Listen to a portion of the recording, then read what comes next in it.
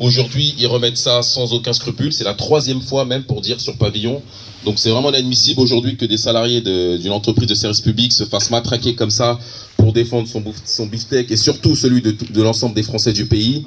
On a l'impression que l'entreprise n'est pas impactée, ne sera pas touchée par cette réforme des retraites. Et ça, c'est dramatique. Donc aujourd'hui, je vois que les salariés qui sont présents aussi, qui ont été choqués, de cette agression qu'il y a eu sur les salariés. Donc vous avez, comme vous l'avez sûrement déjà fait, exercer votre droit de retrait. C'est déjà un geste de solidarité. Maintenant, j'aimerais que derrière tous les collègues puissent se rejoindre au mouvement, parce qu'on a besoin de vous, on a besoin de tout le monde aussi pour gagner cette bataille. Le gouvernement est en train de flanchir, ils essayent de diviser, ils nous pointent du doigt comme si on devait pas se battre pour l'ensemble des Français. Justement, nous on appelle à la grève générale, on aimerait que tous les salariés du pays se soient mobilisés. Donc on tient, mais sans vous on n'y arrivera pas. Donc voilà ce qui se passe. Aujourd'hui, je compte sur l'ensemble des salariés qui ont suivi et qui ont vu ces violences policières pour rejoindre le mouvement, parce que la solidarité, il y a un avant et un après. Aujourd'hui, on se fait taper, d'autres vont travailler, mais après, il faudra qu'on travaille tous ensemble. Et pour le bien, ce serait que tout le monde puisse être dans le même wagon. Il y a aussi la direction. Je tenais à avoir un message pour la direction.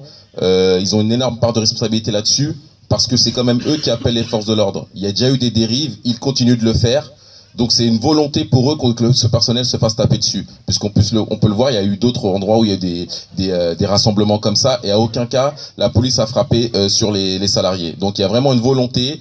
Si le message il est pas assez clair, je trouve que c'est pas normal. Donc si l'exploitation et les chiffres passent avant la santé physique et mentale de leurs salariés, c'est quand même grave. Aujourd'hui, je l'invite tous les salariés qui sont ici présents de continuer à se rassembler comme on l'a su le faire hier et aujourd'hui sur l'ensemble des dépôts, pour pouvoir démontrer à l'entreprise et au gouvernement qu'on ne se laissera pas faire, et aussi à démontrer à l'ensemble des salariés qu'on est prêt à aller jusqu'au bout, et on lâchera rien. S'il faudra être en grand gréviste en mois de février ou en mois de mars, on le sera, parce que on peut pas abandonner. Moi aujourd'hui c'est l'anniversaire de mon fils, je tiens à souhaiter un joyeux anniversaire, mais merci. Mais voilà. J'aimerais que plus tard il puisse fêter son anniversaire en disant qu'il pourra partir à la retraite de façon digne, à un âge raisonnable. Voilà. Aujourd'hui, si on est prêt à accepter parce que certains ont eu leur petite convenance personnelle dans leur secteur et ils ont repris le travail, nous on n'est pas prêt de faire ça. Nous on est là pour les générations futures. Il y a des collègues ici avec qui on travaille tous les jours, avec qui on paye le café, on boit un café au terminus et tout. Et moi le regarder, lui dire moi je vais te sauver, toi tu vas manger, je trouve pas ça correct. Voilà. Aujourd'hui on a des jeunes qui viennent de rentrer dans l'entreprise parce que justement il y a tous ces acquis sociaux, et aujourd'hui on est là en train de se battre pour défendre nos acquis sociaux. Donc moi j'invite tous les salariés à rentrer dans le mouvement pour qu'on aille chercher des acquis sociaux, plutôt on aille en gagner, qu'on arrête de se défendre contre ce gouvernement capitaliste qui cherche à nous nuire. Voilà. Merci David. Merci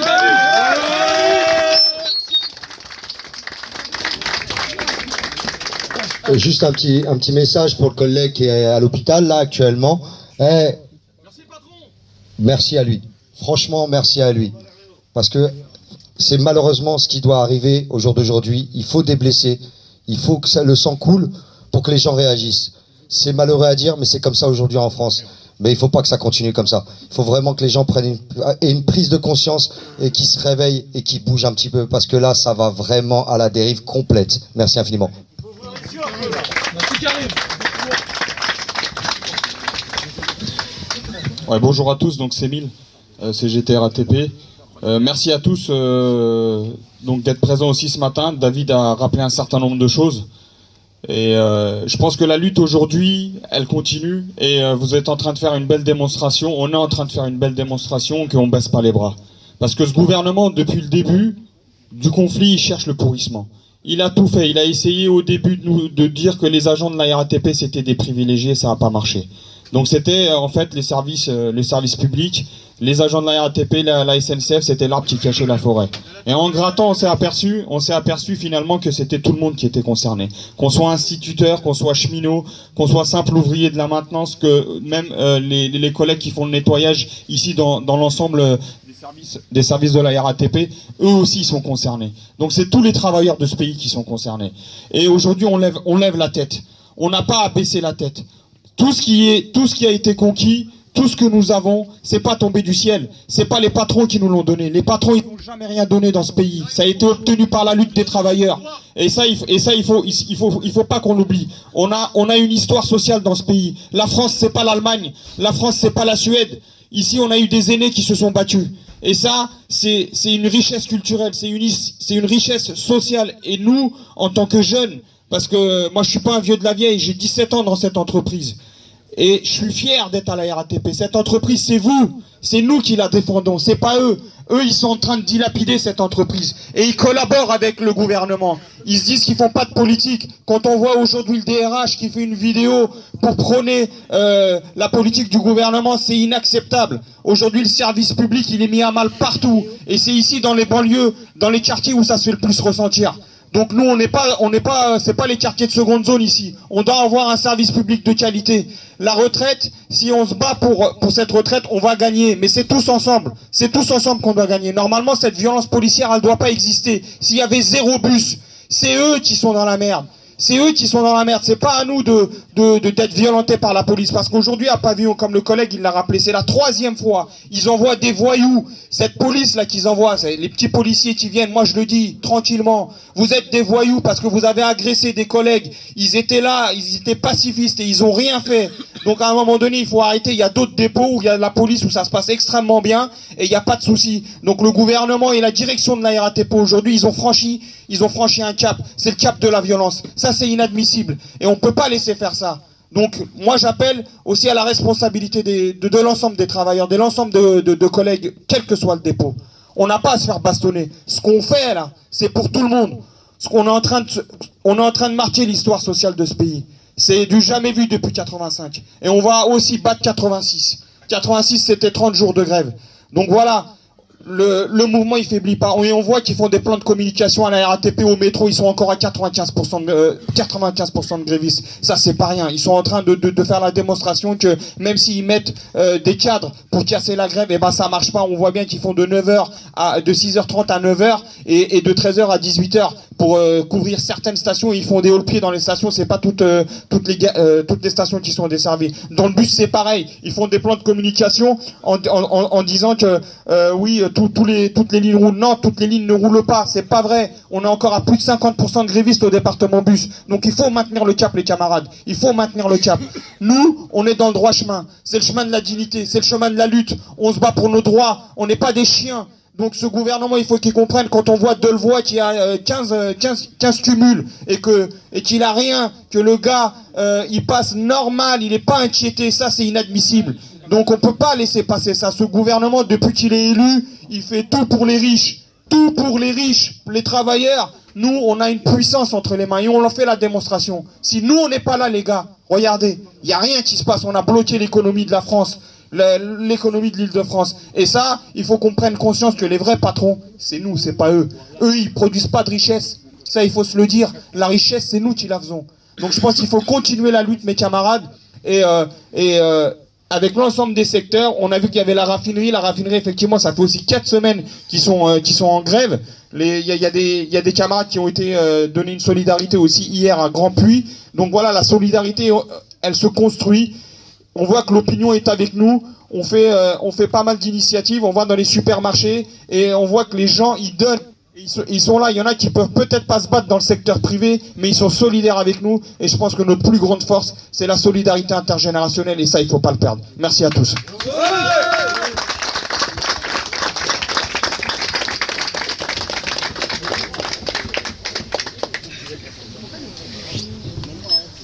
Bonjour à tous, grand merci déjà à toutes les personnes qui se sont déplacées, qui sont venues à Pavillon-sous-Bois.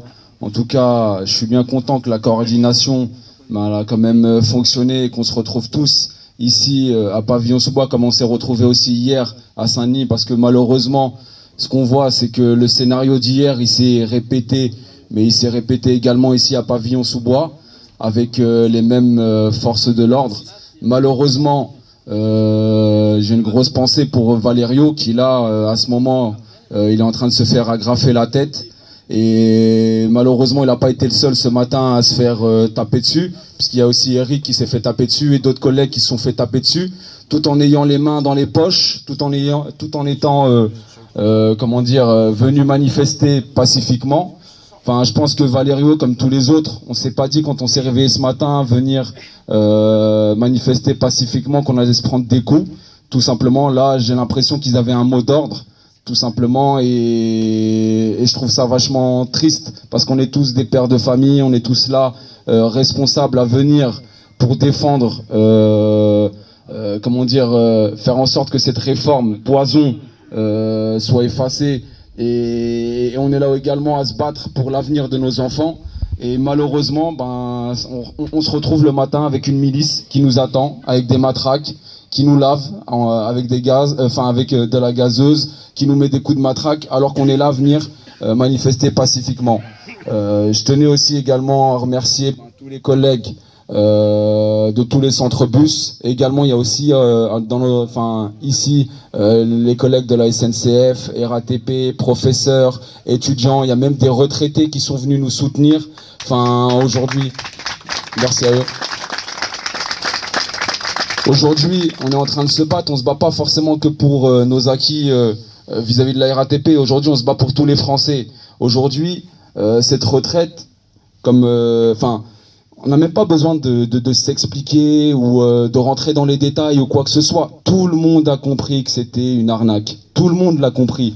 Quand on regarde l'opinion publique, malgré la désinformation qu'il y a à la télé, on a bien compris que tout le monde est contre cette retraite. C'est cette réforme des retraites. Maintenant, faut se dire aussi une chose, il faut pas lâcher. Il faut pas lâcher parce que on peut pas partir une main devant, une main derrière. Là, on avoisine pratiquement un mois de grève. On a fait encore beaucoup plus qu'en 95. Moi, quand je suis rentré à la RATP, tout le monde me parlait de 95. On me disait, oui, 95, on était des bonhommes, on a fait en sorte de... Faut se dire aussi une chose, c'est qu'aujourd'hui, on est en train d'écrire l'histoire. Et aujourd'hui, à la RATP, en fait, on a gravé le fait que 2019 aussi, c'est gravé dans cette histoire. Et il faut lutter parce que là, le gouvernement, il est essoufflé, il n'en peut plus. Il est à deux doigts de craquer. Et c'est à nous aussi de faire en sorte de se soutenir et d'être tous unis et de persister dans le mouvement. Parce que jour après jour, le mouvement il s'agrandit. Bon, c'est vrai que là, aujourd'hui, on est dans une période de fête. Et malheureusement, il y en a certains qui pensent que ça s'affaiblit, mais pas du tout. Pas du tout, parce que ça reprend encore de plus belle. Il y a pas mal d'actions qui se passent aussi cette semaine. Il y a aussi pas mal d'actions qui vont aussi se dérouler la semaine prochaine. Et je tiens à vous remercier tous. Et il faut pas lâcher. Et on est tous unis contre ce poison. Merci à tous.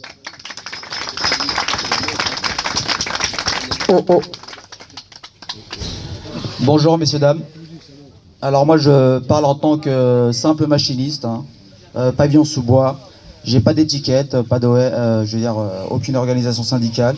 Donc gréviste depuis le premier jour. Et voilà, merci. Ça fait plaisir quand même, j'ai quand même quelques camarades qui sont avec moi depuis le départ. On est là, on va pas vous... On lâchera rien. Des vrais camarades qui sont là depuis le départ. Sinon, comme on le dit souvent, il y aura un avant et un après. Et je vous avoue que j'ai quand même pas mal les boules quand je vois certaines personnes que j'apprécie sortir. Mais enfin bon, je ne vais pas les montrer du doigt à chaque fois. On leur explique, jour après jour, jour après jour. Ils ont leurs raisons, on a tous des raisons. Les crédits, les enfants, on a tous les mêmes délires. Ok ? Mais là, on se bat pour un truc qui nous dépasse. Si, jusqu'à maintenant, vous n'avez pas encore compris l'intérêt de cette réforme, de ce problème-là qui nous touche tous, je ne sais plus quoi vous dire. On se fait matraquer, personne ne réagit. Il faut qu'il y ait du sang, il faut qu'il y ait quelque chose de grave pour que les collègues que je vois tous les jours, et pourtant ça fait tous les jours que je leur dis, les gars, à un moment donné, il faut y aller. Il faut porter les choses que je ne vais pas dire, parce que comme il y a des femmes, on va rester correct. Mais voilà quoi les gars, c'est dommage qu'on puisse en arriver là. Mais je sais qu'au fond de vous, vous avez envie de faire grève, je le sais. Je le sais. Et vous n'osez pas le faire parce que vous vous dites, voilà, non, j'ai trop d'argent à perdre. Mais faut que vous sachiez un truc. Vous ne serez pas mieux vu si vous travaillez. Vous ne serez pas mieux vu. Vous êtes que des numéros, on n'est que des matricules. Quand tout se passe bien, vous êtes les meilleurs. Vous venez 2 minutes en retard, vous vous faites matraquer. Voilà comment ça se passe. C'est comme ça, c'est la réalité de chaque dépôt. Et c'est un peu triste, parce qu'il y a des personnes de la direction que j'apprécie bien, avec qui ça se passe bien. Mais le jour où tu viens en retard, le visage, c'est plus le même. Et je trouve ça un peu dégueulasse. Parce que moi, ça fait 20 ans que je roule. Hein. Ça fait 20 ans que je suis à la régie. Et donc, j'ai connu la direction avant et je vois la direction maintenant. Et je vois le chamboulement et ça me fait, je vous dis franchement, ça me fait mal au cœur. Parce que la RATP, c'est une grande famille. C'était, voilà, c'est triste. Non, mais je mettais la direction avant. Parce qu'avant, ça se passait super bien même avec la direction, et je suis le premier à le dire. Et je vois l'évolution et malheureusement, elle n'est pas dans le bon sens. Tout ça pour vous dire qu'on est arrivé maintenant à 1 mois. Il ne faut pas s'arrêter maintenant. On ne peut pas s'arrêter maintenant. On a trop perdu. On a trop perdu.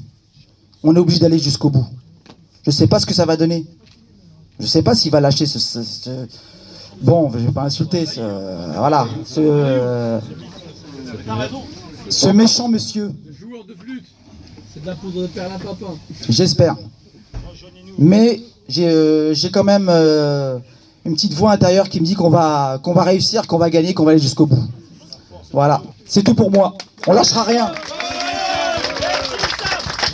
Oui, donc je reprends la parole 5 minutes avant de la redonner. C'est parce que Jean m'a donné une information importante. Non, mais c'est une information importante. Apparemment, les collègues qui commencent à arriver, on les fait rentrer par l'autre côté.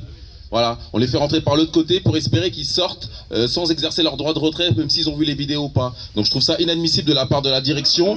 En plus, ils envoient la police, on se fait taper dessus, et en plus, ils font tout le vice pour que derrière, les salariés qui n'étaient pas présents ce matin puissent aller travailler en sortant de l'autre côté. Donc on voit vraiment comment aujourd'hui on nous traite et comment on nous respecte. Ça, je voulais le dire parce que c'est quand même honteux et grave. Les collègues qui sont non grévistes, il y a un encadrant qui les attend là-bas et qui les fait rentrer par l'autre côté. Ça, c'est honteux. On est en train de faire notre trajet et voilà ce qu'ils sont en train de faire derrière. Donc, on va finir notre trajet et on va sortir. Les collègues, on aura le temps de les voir. Voilà. Donc, je te passe la parole.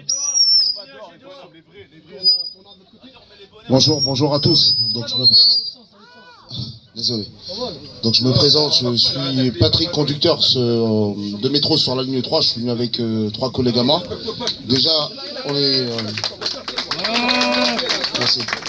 Déjà, on est content d'être là, parce que mine de rien, on n'est pas dans le même département, mais on est collègues avant tout. Ok, il ne faut pas oublier ça. Donc c'est quand même dommage, je trouve ça quand même dommage qu'il faut quand même, comme il disait tout à l'heure le collègue, attendre qu'il y ait des blessés pour que quand même il y ait des droits de retrait. Alors que dès le début, on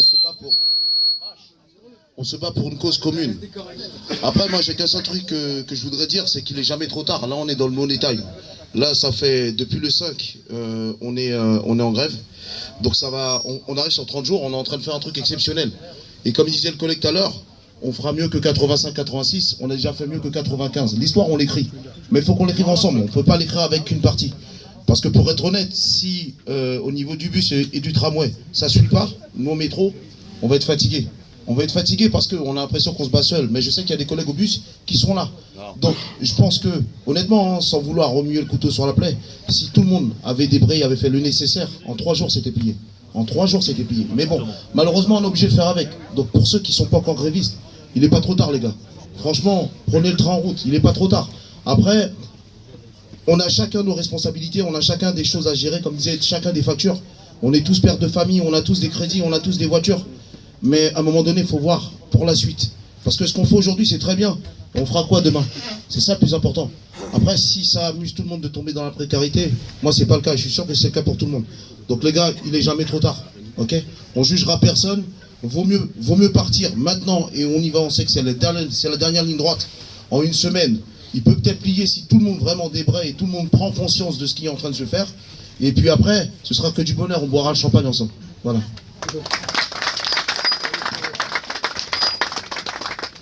Ouais, bonjour à tous. Alors déjà, je tiens à remercier tout le monde, notamment Léo là, qui s'est fait tabasser hier à Saint-Denis.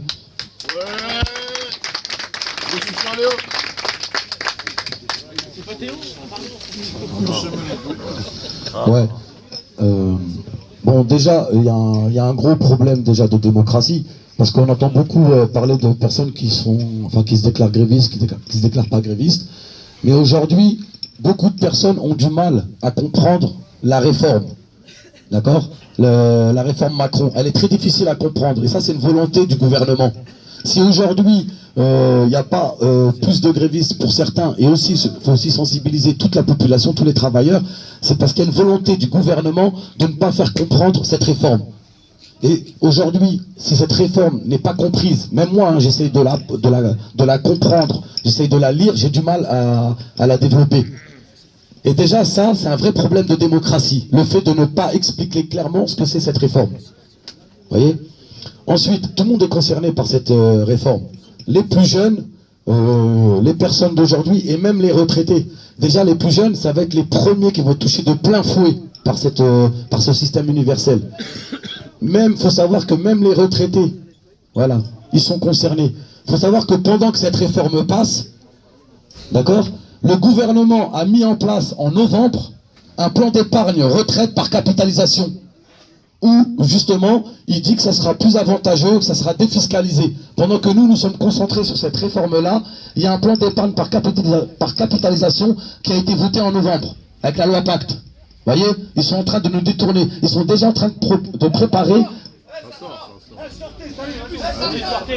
Bon bah, je finirai pas alors. Hein. Fais-le dehors. Fais-la dehors, Magé. Fais-la dehors, Magé. Annie, ils sont en train de nous le détourner, comme tu dis.